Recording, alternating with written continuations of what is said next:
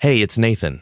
I want to tell you about a man who spent his whole life measuring things, and the one afternoon, a scale finally measured him back. If you've never met a metrologist, they're the quiet people who make sure a gallon is really a gallon and a pound is really a pound. The folks nobody thanks until the day they realize somebody's been robbing them by the ounce. Seth Whitmore was that kind of quiet. The kind of quiet that loud men mistake for weakness, right up until the floor drops out from under them. This story starts with a forgotten lunch, a brown paper bag on a kitchen counter, a first day at a new job, and a father who figured he'd do one small, ordinary, loving thing. What he saw through a break room window when he got there rearranged his whole world, because the man tormenting his son turned out to be the same man who, years earlier, had stolen everything Seth ever built and walked off with his wife on the way out the door. I'm telling you this one because it's the cleanest example I know of a truth I believe with my whole heart. A cruel man is loud because he's hollow, and a patient man is quiet because he's full. Watch how a person who never raises his voice takes apart someone who never lowers his. Watch what happens when a liar finally has to stand on a scale he can't rig. Stay with me. This one is worth it. Seth Whitmore woke every morning at 5 without an alarm, the way men do when their bodies have kept the same appointment for 30 years. He lay in the dark of his small house on the edge of Wayford, Ohio, listening to the furnace tick and the wind push against the aluminum siding, and he ran the day's measurements in his head the way other men said prayers. 2 truck scales out at the co-op needed recertifying, a pharmacy balance in town, a grain moisture meter that a farmer swore was reading wet when the corn was bone dry. Small work, honest work, the kind that paid the mortgage and kept the lights on in the cinder block shop off Route 9, with the hand-painted sign that read Whitmore Calibration, weights, scales, flow synths. The synths had no year after it. Seth had never finished painting it, and by now he liked it that way. It suggested the shop had always been there, the way a fence post suggests a fence. He was 52 years old, lean and unhurried, with gray coming in at the temples and forearms roped from a lifetime of turning wrenches on delicate machines. His hands were his fortune. He could feel a scale being 1 part in 10,000 off the way a piano tuner feels a sour string. People in 3 counties knew that if Seth Whitmore sealed your scale, it told the truth, and if he said it didn't, you could take that to the bank, and the bank would believe you. That morning, the reason he was already smiling before his feet hit the cold floor had nothing to do with scales. It was Aaron, his son, 22, gentle as a fawn, careful as his father with numbers but soft where Seth was flint, was starting his first real job that day. 4 years of night classes and warehouse shifts and community college certificates, and Aaron had landed a position as a junior calibration technician at Langford Precision, the biggest measurement equipment company in the region, a sprawling plant on the north side of Wayford that made and serviced scales for half the industrial Midwest. Entry level, $20 an hour. A badge, a locker, a break room, a future. To most people, it was a nothing job. To the Whitmores, it was a coronation. Aaron had wanted it so badly, his hands shook when the offer email came in. Seth had watched his son read it twice, 3 times, mouthing the words, and then look up with an expression Seth would have traded years of his life to keep on that boy's face forever. Seth came out to the kitchen in his work clothes and found Aaron already dressed, in the pressed blue shirt they'd bought together at the outlet mall, standing at the counter and eating dry cereal out of the box because his stomach was too knotted for milk. "You look like a man on his way to be sentenced," Seth said, filling the coffee pot. "I feel like it." Aaron laughed, thin and nervous. "What if I break something? What if the scales are different from the ones I trained on? What if? Then you'll do what I taught you." Seth set a mug in front of him.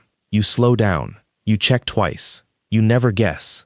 A man who admits he doesn't know something looks smarter in 6 months than the man who faked it on day 1. You hear me?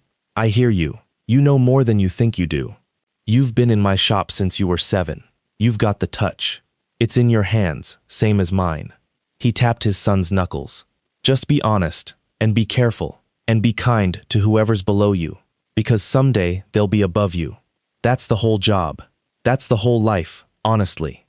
Aaron nodded, and some of the shaking went out of him. Seth made him a lunch while they talked, the way he had since Aaron was in the 3rd grade, turkey and provolone, the crusts left on now that he was a man, an apple, 2 of the oatmeal cookies from the tin, and a note he didn't let Aaron see him write. He folded the top of the brown bag over twice and creased it, a habit, a signature, and set it by the door. And then, because the universe has a cruel sense of humor about small things, Aaron left it there. He hugged his father, a real hug, the kind that had gotten rarer as the boy got older, and that Seth held on to a half-second longer than usual. And he drove off in the rusted Corolla toward the first day of the rest of his life, and the brown bag with the folded top sat on the counter by the door, forgotten, its note unread. Seth found it at 9:30 when he came back in for a fitting he'd left on the workbench. He picked it up, felt its small weight, and stood there a moment in the quiet kitchen. He could have let it go. The boy would buy a sandwich from a machine. Nobody starves missing one lunch. But it was the first day, and there was the note.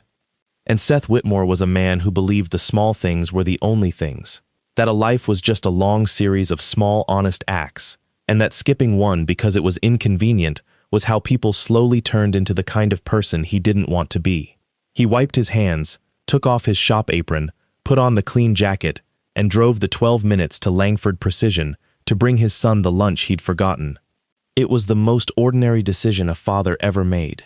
It changed everything. To understand what Seth walked into, you have to understand what he'd walked out of, 20 years before, when he still believed the world ran on the same rules he did. Back then, there was no cinder block shop, and no unfinished sign. Back then, Seth Whitmore was 32 and on fire with an idea, and the idea had a name, the Auto Seal Core. It was a small, elegant thing, a circuit and a set of algorithms that let an industrial scale calibrate itself continuously against its own internal reference and flag the instant it drifted out of tolerance, so a scale could essentially prove its own honesty, in real time, forever. In a world where a scale 1% off could quietly skim millions of dollars a year across a grain terminal or a fuel depot or a recycling yard, a scale that couldn't lie without confessing was worth a fortune. Seth had built the first working prototype on a kitchen table in a rented duplex, with his young wife Marianne asleep in the next room and a soldering iron and a dream and a jar of instant coffee. And he had not built it alone. He had a partner, a friend, a man he'd met at a trade conference who had everything Seth didn't: polish, patter, a good suit, and a genius for making other people feel like the most important person in the room. Seth was the hands. This man was the mouth. And in the beginning, that had felt like a blessing.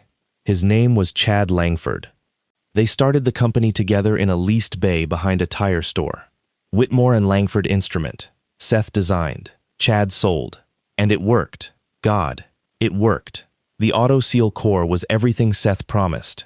And Chad could sell warmth to a wildfire. Within 3 years, they had contracts with 2 grain co-ops and a regional fuel distributor and a payroll of 11 people. Seth would come home smelling of flux and machine oil, and Marianne would meet him at the door, and for a while it was the life he'd drawn in his head when he was a boy. Marianne kept the books. She was sharp with numbers, warm with people, and she believed in the company the way Seth believed in the tolerances, as an article of faith.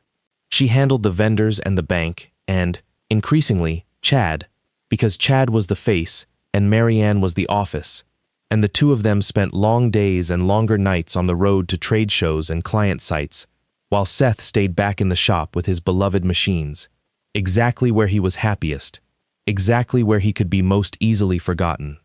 He should have seen it. That's the part that took him years to forgive himself for. Not that it happened, but that he, a man who could feel 1,000th of a gram, felt nothing while it happened right beside him. He was so busy making sure the scales told the truth that he never once checked whether the people did. Here is the thing about a false weight. It doesn't look like anything. That's the whole point of it. A scale that steals from you looks exactly like a scale that loves you, right up until the day you put a known weight on it and watch the needle lie to your face. The betrayal was already complete for a long time before Seth ever saw the needle move, and when it moved all at once. It came apart in a single autumn. First the money. Seth noticed, because numbers were the one language he never misread, that the company's cash didn't match its contracts. Not by a little. Payments were being routed through an account he didn't recognize. to a second company he'd never heard of, a shell with a bland name that turned out to be Chad's, incorporated in another state, quietly holding the patents, their patents, the auto seal core. Filed, it turned out, in Chad Langford's name alone, 18 months earlier, using drawings and firmware that Chad had lifted straight off Seth's own workbench and out of Seth's own files. Files he'd had the access codes to because Marianne, who kept everything, had given them to him. Seth confronted them on a Tuesday. He remembered it was a Tuesday because he recertified a hospital scale that morning and his hands were perfectly steady, and by that afternoon, they were not, and would not be fully steady again for a year. He laid the paperwork on the shop table between them and asked Chad to explain it, and Chad, this is the detail that told Seth everything about the man. Chad smiled. He didn't deny it. He didn't apologize. He smiled the same warm salesman smile he used on clients, and he said, Seth, you're an artist. Artists shouldn't have to worry about business. I did you a favor. And Marianne stood behind Chad, not beside Seth. And Seth understood the second betrayal in the same breath as the first. She wouldn't meet his eyes. She'd already chosen. She'd been choosing for the better part of a year, on all those long drives and longer nights, and the company hadn't been the only thing Chad had been quietly taking off Seth's table. They had lawyers, good ones, expensive ones, paid for with money that had been Seth's. The patents were filed in Chad's name. The shell company held the assets. The paper trail had been built with patience and forethought over a year and a half, and it had been built to survive exactly the day it was now surviving. Seth had the truth. Chad had the documents. In court, the documents win. Seth spent the little he had and then more than he had trying to claw back what was his, and in the end, he got a settlement that was an insult, with a $sign on it, and a non-disclosure clause, and the clothes on his back, and a 5-year-old son that Marianne, in the one mercy of the whole catastrophe, did not fight him for. She was already gone, into a new life with Chad, into the money, into the version of the story where she was the wife of a rising man, and not the accomplice to a theft. She left Seth the boy, and took everything else. Chad renamed the company after himself, Langford Precision. He built it on Seth's invention into the giant it became, the plant on the north side of town, with 400 employees, and its logo on scales in 11 states. And Seth Whitmore, 35 years old, ruined, gutted, holding a little boy's hand at a duplex he could no longer afford, made a decision that defined the rest of his life. He decided to be honest anyway. Not because it worked, it manifestly had not worked. Honesty had cost him everything, but because the alternative was to become Chad, and he would rather be poor and true than rich and rotten. He rented the cinderblock bay off Route 9. He painted the sign and never finished the date. He built Whitmore calibration one honest scale at a time, and he raised his son to check twice and never guess, and he did not speak Chad Langford's name in that house, not once, for 17 years. He told himself he'd made his peace. He almost had. And then his son, who had grown up hearing that Langford Precision was the best measurement company in the region, and never once hearing why his father's jaw tightened at the name, applied there for his first job, and got it, and was so proud, so incandescently proud, that Seth could not find it in himself to say a single word that might dim it. He let the boy walk in. He told himself the past was the past, and a company was just a company, and 400 people worked there, and surely, the man himself would never even know the boy existed. He was wrong about that. He was about to find out exactly how wrong. Langford Precision looked like success. That was the first thing Seth felt as he pulled the truck into the visitor's lot. The wide glass front, the manicured strip of grass, the enormous backlit sign with the sleek logo he'd watched grow up out of his own stolen work. Everything about the building said, "We measure the world for you. Trust us." Seth sat in the truck for a moment with the brown bag on the passenger seat, and he breathed.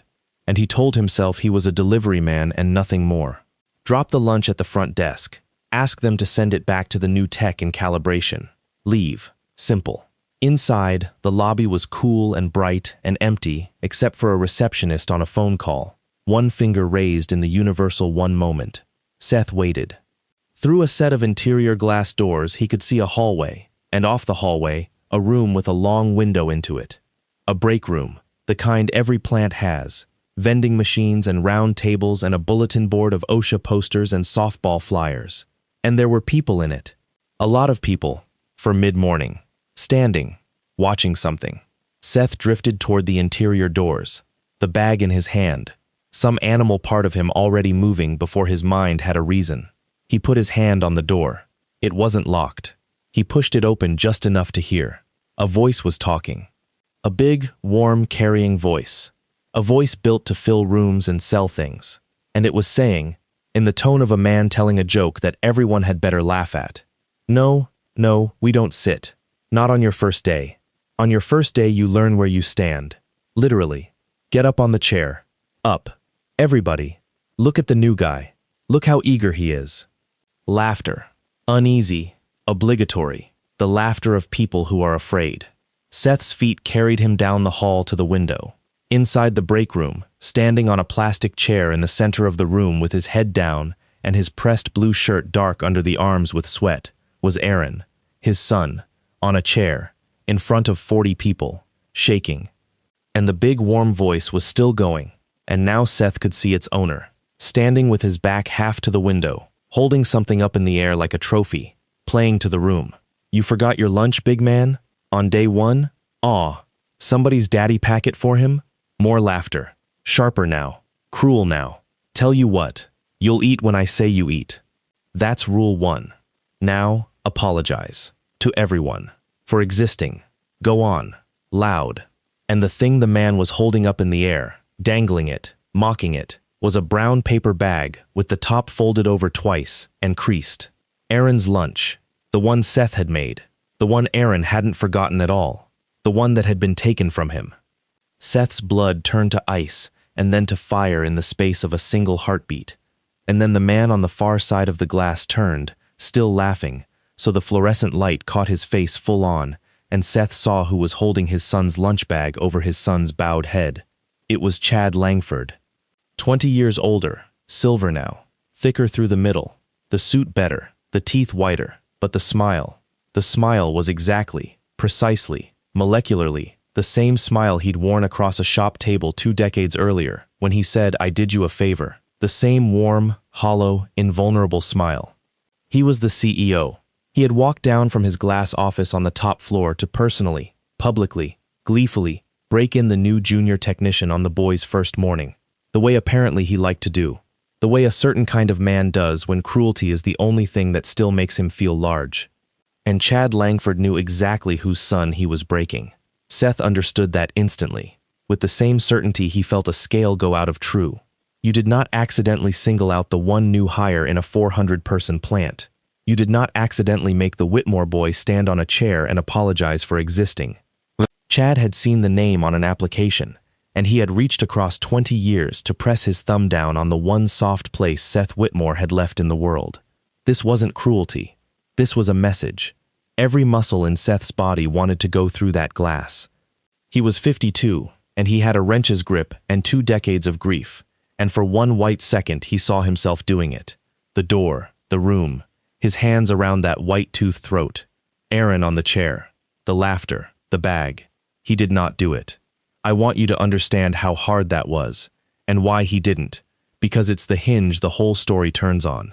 Seth Whitmore did not storm that room because in the half-second his rage gave him, the metrologist in him, the man who had spent 30 years refusing to guess, refusing to react, refusing to trust the reading until he'd checked it twice, did the math. If he went through that glass, the story became unhinged man assault's beloved CEO. Aaron got fired, and worse, marked. Chad got to be the victim. The loud move handed the enemy the exit. It always does. So Seth Whitmore, with his son humiliated on a chair 10 feet away and his stolen life laughing on the far side of a pane of glass, did the single hardest thing he ever did. He stepped back out of sight of the window. He set the second lunch, the one he'd driven over, useless now, on the receptionist's counter without a word, and he walked out to his truck, and he sat with his hands on the wheel until they were steady, which took a long time, and he drove home. He did not feel defeated. That's what Chad would never understand about the man he'd robbed. As Seth drove, under the ice and the fire, something older and colder, and infinitely more patient was waking up. A man had just shown Seth, in public, that he still thought Seth Whitmore was someone you could steal from without consequence. That he was still an artist who shouldn't worry about business. Chad had made one mistake in 20 years, and he'd just made it in front of 40 witnesses. He'd reminded Seth that he existed, and he'd done it by putting his thumb on a scale. Aaron came home that night, gray-faced and hollow. He didn't want to talk. He went to his room and Seth let him, and made dinner, and waited, because he had learned that a boy, like a reading, will settle if you don't grab at it. Around 9, Aaron came out, and sat at the kitchen table, and put his face in his hands. "I don't think I can go back," he said. "Tell me what happened," Seth said. "All of it." Slow. It came out in pieces. How his badge worked at the door, and for 1 hour everything was perfect. The locker, the lab, the older techs who showed him the bench. How at the morning break a man he'd only seen in the lobby portrait, the CEO himself, Mr. Langford, had come down, all smiles, and asked the new hire's name. How the smile had changed when Aaron said Whitmore. How Langford had gone to Aaron's locker, personally, and taken the lunch bag out of it, and carried it to the break room, and made the whole morning shift come watch. How he'd made Aaron stand on the chair. How nobody laughed at first, and then everybody did, because Langford was watching who didn't. How it went on for 10 minutes that felt like a year. How at the end, Langford had dropped the lunch bag in the trash, patted Aaron on the cheek, patted his cheek, and said, "Welcome to Langford, kid. Tell your father I said hello." Tell your father I said hello. Seth sat very still. "Dad," Aaron said, and his voice cracked down the middle. "How does he know you? Why did he say that? Why did he pick me?" And Seth Whitmore looked at his son and made the second hardest decision of the day, which was to stop protecting the boy from the truth, because the truth had just walked up and introduced itself, and there was no point pretending anymore. So he made a fresh pot of coffee, and he sat down, and for the first time in 17 years he said the name Chad Langford in that house, out loud, and he told his son the whole story. The kitchen table and the soldering iron, the auto seal core, Whitmore and Langford, the patents in the wrong name, the money through the shell, Marianne, all of it, the theft of a company and a wife and a life, in one autumn, 20 years before Aaron was old enough to remember the duplex. Aaron listened with his coffee going cold in front of him, and when Seth was done, the boy was not gray anymore. He was white with a different thing than shame. "He built all of it," Aaron said slowly. "On your machine. The whole company. My job. It's yours. It was always yours." "It was," Seth said, "a long time ago. And he knew. When he saw my name, he knew. And he hired me. And he did that to me on purpose. To get at you." "Yes." Aaron was quiet for a while. Then he said something that told Seth the boy was more his son than he'd let himself hope. He said, "Dad, when he took the lunch out of my locker and everybody was laughing, I had my phone in my shirt pocket. I don't even know why. I hit record. The whole thing. 10 minutes. His voice, his face, the chair, all of it." Seth looked at his son for a long moment. "You recorded it," he said. "I couldn't do anything else," Aaron said miserably. I wanted proof it was real, that I wasn't crazy, that a grown man really did that." Seth reached across the table and put his hand over his son's, the way he had when the boy was 7 and afraid of the machines. "You weren't crazy," he said, "and you weren't powerless. You did exactly the right thing. You made a record." He almost smiled. "You know what your grandfather used to say about my whole trade?" he said. "A measurement nobody wrote down never happened. You wrote it down, son. You have no idea what you just handed us." Because here is what Seth Whitmore already knew, sitting at that table, that Chad Langford in all his silver-haired certainty did not. A man who steals a scale for a living has spent his whole life around scales. And a scale that will lie to a person will, sooner or later, be made to tell the truth to God, if the person asking knows exactly where to stand. Seth did not sleep that night. He sat in the shop with a legal pad, and he did not write a plan for revenge. He wrote a list of questions, because a plan is just the answers to good questions. And Seth Whitmore had learned the hard way 20 years ago that the man who wins is not the man who reacts fastest, but the man who asks the right thing first. His first question was simple and professional, and it had been nagging at the back of his mind for years, the way a scale reading a hair off will nag at a man who can feel a hair. It was this: how is Langford Precision so profitable? Seth knew this industry from the copper up. He knew the margins on measurement equipment because he lived on them. They were thin. Honest scale work was a decent living and a lousy fortune. And yet Langford Precision had grown for 20 years into a giant with a corporate campus and a private plane Seth had read about in the regional business paper. All on the same thin margins Seth scraped a modest life out of. Everyone said Chad was a genius salesman. Maybe.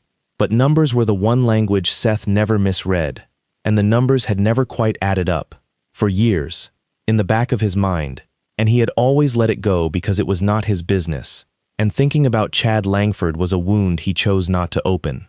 It was his business now. Over the next 2 weeks, quietly, without a word to anyone but Aaron, Seth started to pull threads. He still knew people. 20 years of honest scale work in 3 counties buys you a lot of goodwill and a lot of coffee shop conversations, and Seth started having them. He talked to an old grain buyer at the co-op. He talked to a scrap hauler. He talked to Earl Waverly, a farmer he'd known for 30 years, a big, slow, honest man who ran corn and beans on 400 acres east of town, and who, when Seth steered the conversation to weights, went quiet in a way Seth recognized. "You want to know something funny," Earl said. "And by funny, I mean it's kept me up at night for 3 years. I sell my corn across the Langford scale at the Wayford elevator. Big new fancy scale, digital, sealed, certified, the whole 9. And every year, my yield off the field and my check off the scale drift a little further apart. Little bit, 0.5%, 3/4, not enough to fight about, not enough to prove, just enough. Every load, every year, a little light. I always figured it was me, figured my field monitor was off, or my memory, or I was just getting old and bitter." He looked at Seth. "You're the scale man. Am I crazy?" "Say that again," Seth said. "The part about not enough to prove. It's never off enough to catch," Earl said. "That's what makes you feel insane. If it was off by 10%, you'd catch it in a day. It's off by 0.75%. You can't see it. You can only feel it at the end of the year, when the money's less than the corn." To many Seth felt the hair on his arms stand up, because Earl had just described, in a farmer's plain words, the most elegant and evil thing you could do to a scale, and it was a thing Seth Whitmore happened to know how to build better than any man alive. Because he'd invented the honest version of it, and the man who'd stolen the honest version was exactly the kind of man who would turn it inside out. Here is the mechanism, because it matters, and because it's the whole crime. A modern industrial scale is a computer. It can be programmed to do anything. And the one thing a crooked scale must be able to do, the only hard problem in scale fraud, is know when it's being tested. Because a scale gets certified. A county sealer of weights and measures comes out with a truck full of certified test weights, big, shiny stainless cylinders of a known exact mass, and stacks them on the scale, and checks that the scale reads them true. If the scale is honest during the test, it passes, it gets a sticker, it's legal for another year. So a crooked scale has to be honest for the sealer and crooked for the customer. It has to know the difference. Seth's auto-seal core, his stolen invention, was, at its heart, a machine that could recognize the signature of a known reference weight with breathtaking precision. He'd built it so a scale could recognize its own internal honest reference and prove it was true. It was a small step, an evil step, but a small one, to invert it. Build a scale that recognizes the signature of the sealer's certified test weights, their exact known masses, stacked in the exact known way an inspector stacks them, and behaves with perfect honesty the instant it detects them. And the rest of the year, on real loads, real trucks, real corn, real fuel, real scrap, it leans on the scale by 0.75% and skims. Buy heavy, sell light, invisible, uncatchable. Because the only tool anyone has to catch it, the certified test, is the exact thing the scale has been taught to recognize and outsmart. A scale that knows when it's being watched. That's what Chad Langford had built out of Seth's life's work. That's where the impossible profits came from. Langford Precision didn't just sell scales. For its best clients, the big grain terminals, the fuel distributors, the scrap empires who wanted an edge and could be trusted to keep a secret. It sold scales with a second mode, a cheating mode, and it skimmed a fraction of a percent off every transaction those clients ran, from farmers like Earl Waverly, for 20 years, across 11 states. Seth sat with that for a long time. It was so much bigger than a stolen patent and a broken marriage. It was theft on an industrial scale, in the most literal sense of the phrase, from thousands of people too small to ever prove it, each robbed of an amount too small to ever fight. It was, Seth thought, a perfect crime, and it had one flaw, and the flaw was that the man who understood it best in all the world was now, finally, paying attention. He knew what he had to build. He needed to catch a Langford scale being honest for a test and crooked for a load, in the same hour, provably, on the record. He needed to make a scale that knew when it was being watched, failed to know it was being watched. And to do that he needed three things: the firmware itself, so he could prove the cheat existed by design and not by accident, a witness from inside who could testify to how and why it was installed, and the right people with badges standing beside him when the needle finally lied in front of God and everybody, so that it was the law catching Chad Langford and not a bitter ex-partner with a grudge. Over the following weeks, Seth Whitmore assembled his instrument the way he built everything, slowly, precisely, checking twice, never guessing. The firmware came first, and it came from an unexpected place.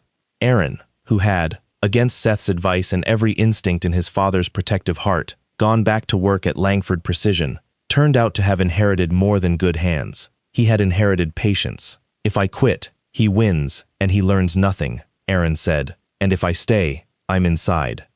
So he stayed, and he endured, and he kept his head down and his eyes open, and he became, without anyone noticing, the quiet new junior tech, a set of eyes on the inside of the machine that had eaten his father's life. It was Aaron who found Avery. Avery Kilbride was 24, a calibration technician 2 years ahead of Aaron, sharp and anxious and increasingly unable to sleep. Avery had been given, 6 months earlier, a promotion that turned out to be a trap, assignment to the special service team, the small group that installed and maintained the second mode on the scales that went to Langford's best clients. Avery had figured out what it was within a week and had spent every day since sick about it, trapped, complicit, watching the adjustment logs pile up, the internal records where the special service team documented, in careful bloodless corporate language, exactly which client scales carried the cheating firmware and exactly how much each was set to skim. Avery had been quietly copying those logs for months, out of some instinct of self-preservation, without any idea what to do with them, terrified to act, and terrified not to. Aaron, over weeks of shared lunches and slow-built trust, recognized in Avery the same thing his father had taught him to recognize in a scale, something out of true, straining to be honest. He didn't push. He just, one day, told Avery the truth about his own name and his own father and the theft 20 years ago, and Avery, who had watched Langford make the new Whitmore kid stand on a chair and had hated himself for laughing, began, at last, to cry with relief, because here finally was someone who would understand. Avery had the firmware. Avery had the adjustment logs. Avery had, it turned out, been keeping a record for 6 months of a crime he'd been too frightened to report, and had been praying, without knowing it, for exactly the person who now sat across from him, a man who knew precisely what to do with the truth. The witness came second, and she came from the past, and her arrival cost Seth more than all the rest of it combined. Marianne found him, not the other way around. She had heard, Wayford is a small town and cruelty travels, what Chad had done to Aaron on the chair. She had left Chad years before, it turned out. The money marriage had curdled into exactly what a marriage built on a theft curdles into, and she had spent the better part of a decade in a small apartment 2 towns over, working an ordinary job, carrying an extraordinary shame. She had never stopped keeping the books, in a sense. She still had things. Documents, emails, a memory, precise and terrible, of exactly how Chad had lifted Seth's designs and filed them in his own name, because she had been the one who gave him the access, and she had spent 20 years unable to set that weight down. She came to the shop on a cold evening and stood in the doorway and could not, at first, come in. Seth had not seen her face in 17 years. It was older, and it was sadder, and it was, underneath, the face he'd built a prototype next to while she slept, and looking at it hurt, in a way he'd thought he was done with. "I'm not here to ask you to forgive me," she said. "There's no version of this where you forgive me and it isn't cheap. I'm here because I have things that can end him, and because I did to that boy, to our boy, the worst thing I ever did, twice. Once by leaving him, and once by giving the man who hurt him the keys he used to hurt everyone. I can't undo the first. I can help you with the second." She held out a thumb drive with a hand that shook. "It's all here. How he did it to you. The patents. The shell company. Names and dates. I kept everything. I don't know why. Maybe for this." Seth looked at the drive, and then at the woman, and he did not take her in his arms, and he did not scream at her, because he was neither of those men anymore. He took the drive. "Aaron doesn't have to see you if he doesn't want to," he said. "That's his choice, not yours and not mine." "I know," she said. "I know. Just tell him the recording matters. Whatever he thinks of me. Tell him his mother finally weighed something true." The badges came last, and they came because Seth, unlike 20 years ago, did not try to do it alone. He drove to the state capitol and he sat down with the Division of Weights and Measures, the small, unglamorous agency that exists precisely to stop what Chad Langford had been doing, and he asked for the one investigator there with a reputation for actually caring. Her name was Yvonne Beckwith, and she had spent 19 years being told that scale fraud was too small to matter and too hard to prove, and when Seth Whitmore laid out on her desk a stolen firmware, a set of internal adjustment logs, a farmer willing to testify, and a metrologist who could design a test the cheat couldn't detect, Yvonne Beckwith looked at him the way a hunting dog looks at an open door. "You're telling me," she said slowly, "that you can build a certification test their firmware can't recognize as a test." "I invented the recognition," Seth said. "I know its blind spots the way you know your own house in the dark. Yes, I can make a real transaction look, to their scale, exactly like a real transaction, because it will be one, while it's really the test. It won't know it's being watched. It'll cheat, and we'll have it on the record, with your seal on it, in real time, at every site at once."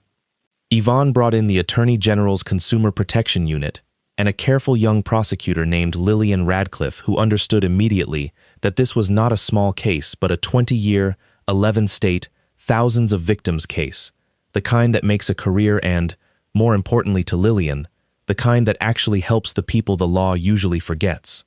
And Seth brought in one more person, an old man he loved, Edgar Coleridge, 74, the retired chief of the state metrology lab, the man who had taught Seth the trade 40 years before, who came out of retirement for this, because, as he put it, "I have spent my whole life making sure a pound is a pound, son, and I am not going to die knowing a man got rich making it a lie."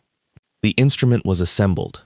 Now Seth Whitmore, who never guessed and always checked it twice, and set the date. The trap was elegant, and it was Seth's masterwork, and it was, in a way he appreciated with a grim professional pride, built entirely out of Chad Langford's own cleverness turned back on him. The cheating firmware's one genius was that it recognized the sealer's test. Certified weights, known masses, stacked in the pattern an inspector uses, applied statically, with no truck, no ticket, no transaction. Whenever the scale saw that specific fingerprint, big known weights, sitting still, no commerce attached, it snapped into perfect honesty. So the way to beat it was not to hide the test. It was to make the test indistinguishable from real commerce, because the firmware, by design, behaved honestly only when it was sure it was being inspected and cheated the rest of the time. Remove its certainty, and it would cheat in front of the inspector. So Seth designed a live, blind, transactional certification. On the chosen morning, at 6 sites simultaneously, the Wayford grain elevator, 2 fuel depots, a scrapyard, and 2 more terminals across the state line where Langford's biggest secret mode clients ran. Real trucks would cross the scales, carrying real product, running real tickets, exactly like any ordinary day of commerce. Except that every one of those trucks and their loads had been independently, precisely weighed the night before on certified reference scales Seth and Edgar and Yvonne's team controlled. Weighed to a tolerance 100 times finer than anyone would ever transact at. The Langford scale would see a normal transaction and do what it did to normal transactions, skim its 0.75%. And then Yvonne's people would compare the Langford ticket to the known true weight, load after load, truck after truck, and the difference, small, consistent, damning, identical across 6 sites in the exact pattern documented in Avery's adjustment logs, would be the confession the scale didn't know it was giving. And to seal it beyond any lawyer's argument, the final load at each site would be a certified reference truck that then, immediately, sat still and became a static certified test. So each scale would be caught cheating on the transaction, and then passing the ordinary inspection minutes later, honest for the sealer, crooked for commerce, the whole crime demonstrated in a single continuous recording. A scale that knew when it was being watched, filmed in the act of not knowing. There was a bad week in the middle. There is always a bad week. Chad Langford did not become a giant by being stupid, and somewhere in the machine he felt a draft. An access log flagged that someone had pulled the special service adjustment records. Avery, terrified, called Aaron from a bathroom stall, and for 48 hours it looked as though the whole thing might collapse before it fired. Chad's security people were sniffing, Avery was one interview away from breaking, and Aaron, junior and new, and nakedly the son of the man Chad hated, was the obvious suspect the moment anyone thought to look sideways. It was Aaron who held it together, and it was the moment Seth stopped worrying that his son was too soft for this world. Aaron did not run and did not crack. He walked into the situation instead of away from it, went to his supervisor, and calmly, believably, reported that he'd noticed some database slowness and wondered if there was an audit going on, playing the eager, slightly clueless new tech so perfectly that he redirected the entire suspicion into a routine IT review. He bought Avery 3 days. He bought the operation its life. When Seth heard how the boy had done it, by being underestimated, by using the very invisibility that Chad's cruelty had wrapped him in, he had to sit down, because it was, precisely, the move he himself would have made, and had made, 20 years too late. You checked twice, Seth told him that night, and you didn't guess, and you didn't panic. I had a good teacher, Aaron said. They set the date. Seth Whitmore, who had waited 20 years without knowing he was waiting, chose a Tuesday. He liked the symmetry. It had been a Tuesday when the floor fell out. It would be a Tuesday when it came back up. It began at dawn, and it was over by lunch, and it was the quietest catastrophe you ever saw. There were no sirens at first. That was the thing about the way Seth built it. It looked, for the first 2 hours, exactly like an ordinary morning of commerce at 6 ordinary industrial sites, which was the whole point. Trucks rolled across scales, tickets printed, corn and fuel and scrap changed hands. And at a folding table beside each scale sat one of Yvonne Beckwith's inspectors with a laptop, quietly comparing each Langford ticket against the certified true weight of a load that had been measured to the microgram the night before, and quietly watching the numbers come up short, load after load, by 0.75%, with a consistency that no accident in the history of physics has ever produced.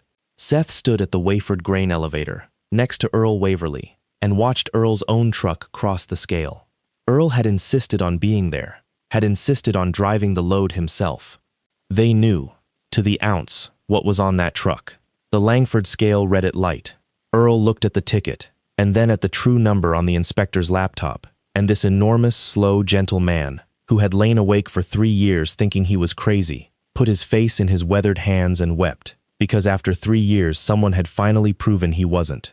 "You're not crazy, Earl," Seth said quietly. "You were never crazy. You could feel it, because it was real. It was always real." By 9 o'clock, across 6 sites, the pattern was undeniable and identical, and it matched Avery Kilbride's adjustment logs, line for line. The same client scales, the same skim amounts, the same fingerprint of a crime designed by one mind and installed by one team. By 9:30, the final certified reference trucks had crossed and then parked, and each scale, sensing at last the static certified test it had been built to recognize, snapped obediently into perfect honesty. Caught, on a single continuous recording, being crooked for the load and honest for the inspector, minutes apart. The scale that knew when it was being watched had, at last, been filmed failing to know. Lillian Radcliffe's search warrants executed at 10. They were not, technically, a raid. The AG's consumer protection people do not kick down doors. But there is a particular silence that falls over a corporate campus when a dozen state investigators walk through the glass front with badges and boxes, and it is louder than any battering ram.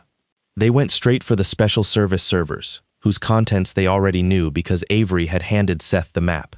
They went for the firmware. They went, with a separate set of documents built on Marianne's 20-year-old records and Kate Sutcliffe's patient patent work, for the original theft, too. Because Seth had insisted, from the first night at the legal pad, that this end not only with the fraud, but with the truth of who really invented the thing at the bottom of all of it. He wanted his name back. Not the money, the name. Chad Langford was in his glass office on the top floor when they came up. Seth was not there for that part. He had refused Yvonne's offer to come along, because he was not, in the end, doing this to see the man's face. But Yvonne told him about it later, and Aaron saw it from the calibration floor, and between them Seth got the picture. Chad did not go quietly, but he did not go with dignity either. He did the thing that loud, hollow men do when the room finally stops laughing on command. He got louder.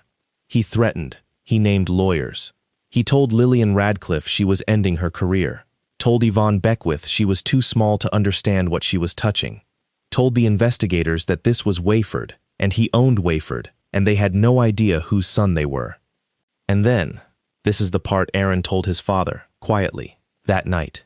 In the middle of the shouting, Chad Langford looked down through the interior glass, across the calibration floor, and saw the new junior technician, the Whitmore boy, standing very still by his bench, not on a chair this time, watching. And Chad understood, all at once, 20 years too late, exactly whose thumb had been on the scale the whole time. "Tell your father," Chad started to say. The old line, the taunt, reaching for it out of habit, the way a falling man reaches for a rope that isn't there. And Aaron, junior and new, and no longer afraid, said the only thing he said to Chad Langford in the whole affair. He said, "He already knows. He's known for months. Why do you think you're standing on the chair?" The aftermath took 2 years, because the law is slow, and slowness was the one thing Seth Whitmore had in infinite supply. Langford precision did not survive. It couldn't. The fraud was too systematic, too documented, too geographically enormous. 11 states, thousands of transactions, 20 years, and once the first client flipped to save himself, the rest fell like a stack of certified weights knocked off a bench. The company was placed into receivership, its assets frozen, its special service division revealed in the regional and then the national press as one of the longest-running consumer frauds in the history of American weights and measures. Reg Thackeray, the scrap and grain magnate who had been Langford's biggest secret mode client, went down beside him.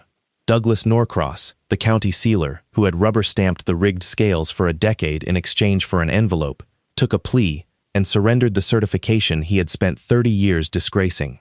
And Chad Langford, silver, smiling, invulnerable Chad Langford, who had stood on the far side of a pane of glass and made a boy apologize for existing, was convicted on enough counts of fraud that the number stopped meaning anything.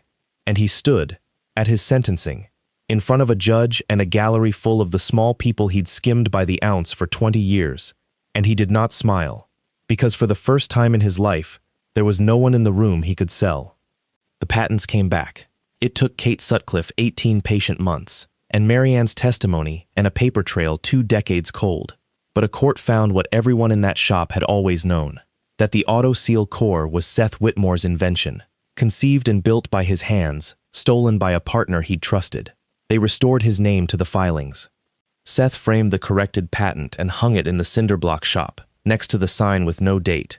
And it was, he said, worth more to him than the settlement money that eventually trickled out of the wreckage, which he mostly gave away. A good chunk of it to a fund, administered by Lillian Radcliffe's office, to repay the farmers and truckers and haulers who could be found and proven and made, at last, a little more whole. Earl Waverly got a check. It didn't cover 3 years of feeling crazy. Earl framed it anyway. Marianne testified, fully, publicly, at real cost to herself, and then she went back to her small apartment 2 towns over. Aaron chose, eventually, on his own timeline and nobody else's, to see her. Not to forgive, he was careful to say, just to see. And Seth stayed out of it entirely, because it was the one measurement in the whole affair that was not his to take. She had weighed something true at the end. It did not undo the false weight of 20 years. But Seth had spent his life around scales, and he knew that you cannot subtract a wrong by pretending it weighed nothing. You can only, if you're very disciplined, stop adding to it. That was as much peace as that particular account would ever balance to, and it was more than he'd had before. Avery Kilbride was never charged. Lillian saw to it, because Avery's logs were the spine of the whole case, and because a young person who finds the courage to become honest in the middle of a machine built to make them a liar is exactly the kind of person the law should protect, not punish. Avery works for the state metrology lab now, under old Edgar Coleridge, who did not die knowing a man got rich making a pound a lie after all, and who tells anyone who'll listen that the Kilbride kid has good hands. And Aaron finished what he started. When the receivers wound Langford Precision down, a smaller, honest successor rose out of the good parts of it. The 400 people who'd only ever wanted to make scales that told the truth, most of whom had never known about the second mode and had been as robbed of their good name as anyone. Aaron Whitmore, 24 now, calibration lead, helped build it. And on the wall of its lobby, where the old backlit Langford logo used to hang, there is now a simple line, chosen by the staff, that Aaron proposed and Seth pretended not to be moved by. It reads, "A just wait is a kind of love." Seth still gets up at 5 without an alarm. He still runs the day's measurements in his head like prayers. The shop off Route 9 is a little busier now, and the sign still has no date after the since, and he still likes it that way. On the counter by the door most mornings there is a brown paper bag, top folded over twice and creased, because his son comes by for lunch on Wednesdays, and Seth Whitmore has never once let him forget it. It's Nathan again. I've been sitting with this one for a while, and here's where it landed for me. We tell ourselves that cruelty is strength, and patience is weakness, and it is one of the oldest lies there is. Chad Langford spent 20 years being the loudest man in every room, and it turned out the volume was the tell. He was loud because there was nothing solid underneath, and a man like that will always, eventually, put his thumb on one scale too many, in front of one witness too honest.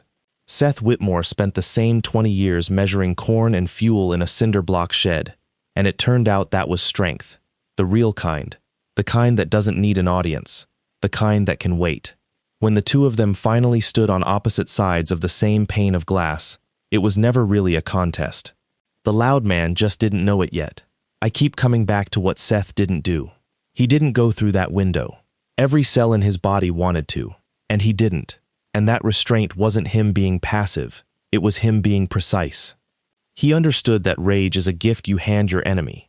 It gives him the exit, makes him the victim, wastes the one shot you've got. So he stepped back, and he checked twice, and he never guessed, and he beat a thief not with his fists but with the exact skill the thief had stolen from him. There's a kind of justice in that so clean it almost aches. The man built his whole empire on knowing when he was being watched, and he lost it the day he forgot he always was. If you take one thing from this, take this. Protect your kids, but teach them to measure too.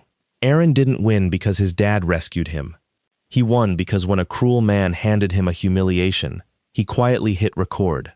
He made the small, honest choice, the one nobody thanks you for, the one that turns out to be everything. A measurement nobody writes down never happened. So write it down. Keep the receipt. Stand on the chair if you have to, but keep the phone in your pocket. And when the loud man is sure he's winning, be the quiet one who already knows where to stand. Thanks for being here with me. If this one moved you, sit with somebody today who tells the truth when it costs them, and be that somebody for someone else. That's the whole job. That's the whole life, honestly. I'll see you in the next one.